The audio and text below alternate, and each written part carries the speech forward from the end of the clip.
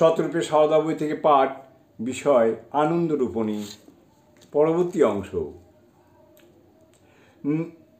নীরদা সুন্দরী রামানুজ নাটকে লক্ষণের কলহপরায়ণা স্ত্রী চম্বকার ভূমিকায় অভিনয় করতেন। এটি কোনো ধর্মীয় উদ্দীপনা সহায়ক চরিত্র নয়। সারাদেবী নিছক শিল্পবোধের প্রেরণাতেই নীরদার চরিত্র অভিনয়কে সাধুবাদ জানিয়েছিলেন।